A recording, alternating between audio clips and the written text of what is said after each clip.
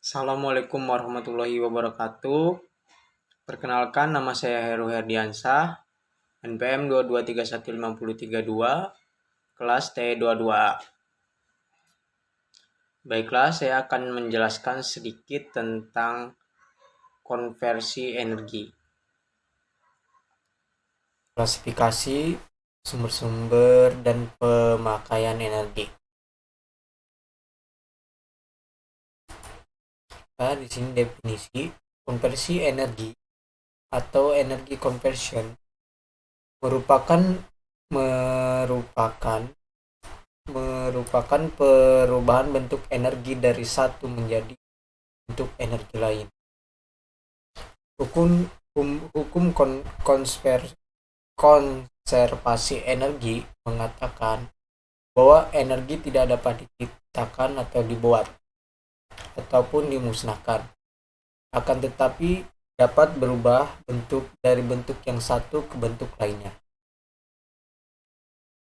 Pada kehidupan sehari-hari, misalnya energi listrik diubah menjadi energi cahaya, lampu atau panas heater, dinginnya AC atau air conditioner, atau menjadi energi gerak motor listrik dan lain sebagainya.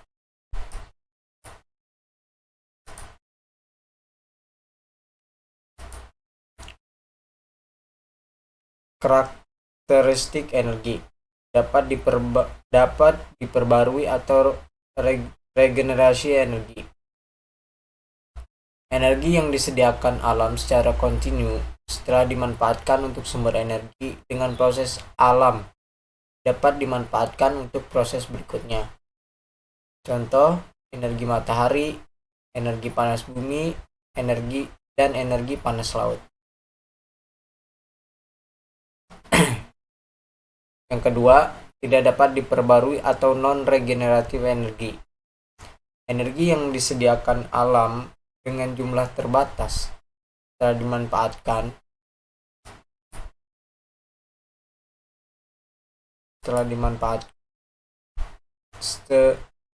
untuk sumber energi tidak dapat digunakan lagi untuk proses berikutnya. Contoh, gas alam, batu bara, dan kayu dan tenaga nuklir.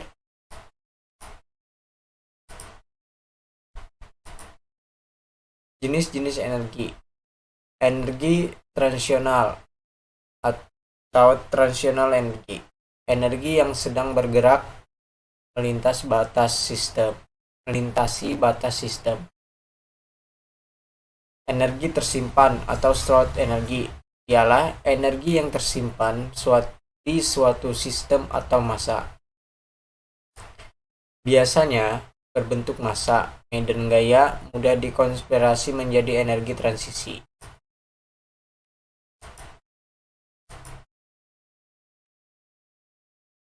Klasifikasi energi antara lain energi mekanik, energi listrik, energi elektromagnetik, energi kimia, energi nuklir, dan energi termal atau panas. 1.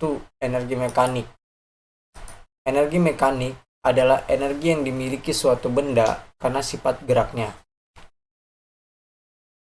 Energi mekanik terdiri dari energi potensial dan energi kinetik. Energi potensial adalah energi yang dimiliki benda karena posisinya atau kedudukan terhadap suatu acuan. Energi potensial bumi tergantung pada massa benda, gravitasi bumi, dan ketinggian benda, sehingga dapat dirumuskan EP sama dengan M.G.H.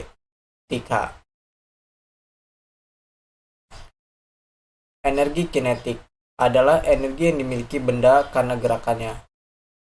Makin besar kecepatan benda bergerak, makin besar energi kinetiknya. Dan semakin besar massa benda yang bergerak, makin besar pula energi kinetik yang dimilikinya. Secara matematis dapat dirumuskan EK sama dengan 1/2 MP2. 2. Energi listrik merupakan energi yang berkaitan dengan arus dan berakumulasi elektron, satuan daya dan waktu atau watt dan jam. Energi transisi merupakan aliran elektron dan energi tersimpan medan elektrostatik dan medan induksi. Medan elektrostatik adalah energi yang berkaitan dengan medan listrik yang dihasilkan oleh terakumulasinya muatan atau elektron pada plat-plat kapasitor. Medan indukasi atau medan elektromagnetik adalah energi yang berkaitan dengan medan magnet yang timbul akibat aliran elektron melalui kumparan induksi.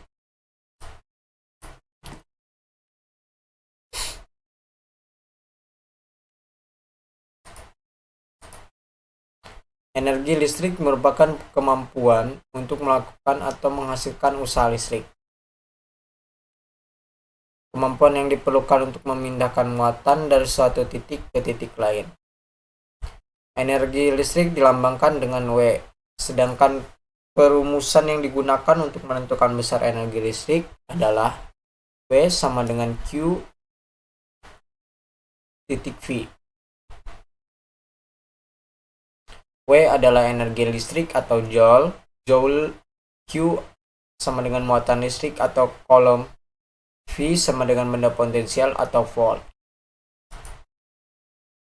Karena I sama dengan Q per T, maka diperoleh perumusan W dalam kurung I titik T tutup kurung I titik tutup kurung titik V. W sama dengan V titik I titik T. Apabila persamaan tersebut dihubungkan dengan hukum Ohm, dalam kurung V sama dengan I titik R, maka diperoleh perumusan W sama dengan I kali R kali I kali T, atau W sama dengan I pangkat 2 RT. Satuan energi listrik yang sering digunakan adalah kalori, di mana 1 kalori sama dengan 0,24 joule. Selain itu juga menggunakan satuan kWh atau kilowatt jam. Pemanfaatan energi listrik. Energi listrik dapat diubah-ubah menjadi berbagai bentuk energi yang lain. Energi listrik menjadi energi kalor. Alat yang digunakan yaitu setrika listrik, cairan listrik, atau kompor listrik. Energi listrik menjadi energi cahaya. Alat yang digunakan yaitu lampu pijar, lampu neon, dan lain-lain. Energi listrik menjadi energi gerak. Alat yang digunakan yaitu kipas angin, penghisap debu, dan lain-lain. Dan masih banyak lagi penggunaan energi listrik. Yang ketiga, energi elektromagnetik adalah bentuk energi yang berkaitan dengan radiasi elektromagnetik. Energi radiasi biasanya dinyatakan dalam satuan energi yang sangat kecil, seperti eV dalam kurung EV atau MeV. Radiasi elektromagnetik adalah suatu bentuk energi murni atau tidak berkaitan dengan massa. Radiasi ini hanya sebagai energi transisional yang bergerak dengan kecepatan cahaya dalam kurung C. Energi elektromagnetik merambat dalam gelombang dengan beberapa karakter yang bisa diukur, yaitu panjang gelombang atau wavelength, frekuensi, amplitude atau amplitude kecepatan. Amplitudo adalah tinggi gelombang, sedangkan panjang gelombang adalah jarak antara dua puncak. Frekuensi adalah jumlah gelombang yang melalui suatu titik dalam satu satuan waktu. Frekuensi tergantung dari kecepatan merambatnya gelombang. Karena kecepatan energi elektromagnetik adalah konstan atau kecepatan cahaya, panjang gelombang dan frekuensi berbanding terbalik. Energi elektromagnetik bisa dilihat dari gambar berikut. Panjang gelombang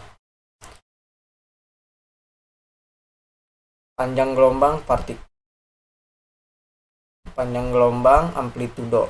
Energi elektromagnetik dipancarkan atau dilepaskan oleh semua massa di alam semesta pada level yang berbeda. Semakin tinggi level energi dalam suatu sumber energi, semakin rendah panjang gelombang dari energi yang dihasilkan, dan semakin tinggi frekuensinya. Perbedaan karakteristik energi gelombang digunakan untuk pengelompokan energi elektromagnetik. Energi E dari gelombang-gelombang berbanding lurus dengan frekuensi radiasi dalam kurung V dan dinyatakan dengan hubungan sama dengan E sama dengan HV. E sama dengan energi atau joule, H sama dengan konstanta Planck 6,626 kali 10 min 32 joule titik S. V sama dengan frekuensi. Suatu bentuk energi yang berkaitan dengan radiasi medan elektromagnetik satuan sama dengan I per V dan MeV. Energi transisi bergerak dengan kecepatan cahaya. Contoh, radiasi gamma, hasil emisi inti atom. Sinar X dihasilkan dari akibat keluarnya orbit elektron radiasi thermal yang diakibatkan oleh getaran atom. Radiasi gelimbang milimeter, radiasi gelombang mikro, radiasi gelombang radio. 4. Energi kimia. Energi kimia merupakan energi yang keluar sebagai hasil interaksi elektron di mana atom-atom dan molekul-molekul berkombinasi sehingga menghasilkan senyawa kimia yang stabil. Energi kimia hanya dapat terjadi dalam bentuk energi tersimpan. Bila energi dilepas dalam suatu reaksi, maka reaksinya disebut eksotermis dan dinyatakan dalam KJ dan KKL. Bila dalam reaksi kimia, energinya diserap disebut endotermis. 5. Energi nuklir. Energi nuklir adalah energi yang hanya ada sebagai energi tersimpan, yang dapat dilepas akibat interaksi partikel dalam inti atom. Energi ini dilepas sebagai hasil usaha partikel-partikel untuk memperoleh kondisi yang lebih stabil. Satuan juta elektron reaksi. Contoh, peluluhan radioaktif, reaksi fisi, reaksi fusi. Energi nuklir adalah energi yang dihasilkan melalui dua macam-macam mekanisme, yaitu pembelahan inti atau reaksi fisi dan penggabungan beberapa inti melalui reaksi fusi. Reaksi fisi uranium menghasilkan neutron selain dua buah inti atom yang lebih ringan. Neutron ini dapat menumbuk atau diserap kembali oleh inti uranium untuk membentuk reaksi fisi berikutnya. Reaksi fisi berantai. Mekanisme ini terus terjadi dalam waktu yang sangat cepat, membentuk reaksi berantai tak terkendali akibatnya. Terjadi pelepasan energi yang besar dalam waktu singkat. Mekanisme ini yang terjadi di dalam bom nuklir yang menghasilkan ledakan yang dahsyat.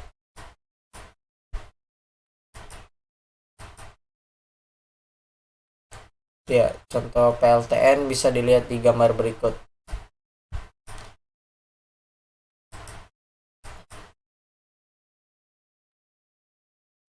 Energi termal atau panas. Energi termal merupakan bentuk energi dasar di mana semua energi dapat dikonversikan secara penuh menjadi energi panas.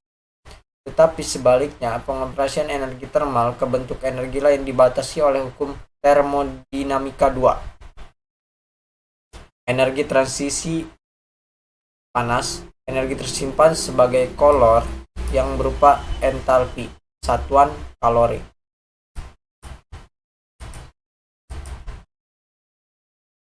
Nah, bisa dilihat di gambar berikut untuk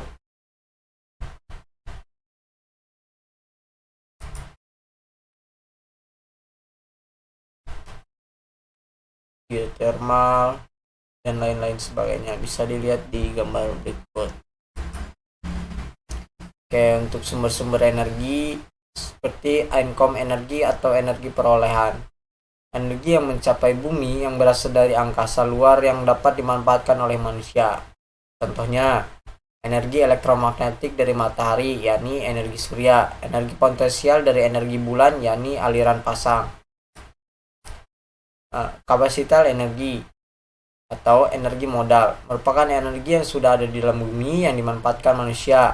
Contohnya, energi atom adalah energi yang dilepaskan sebagai hasil dari suatu reaksi tertentu yang melibatkan atom-atom.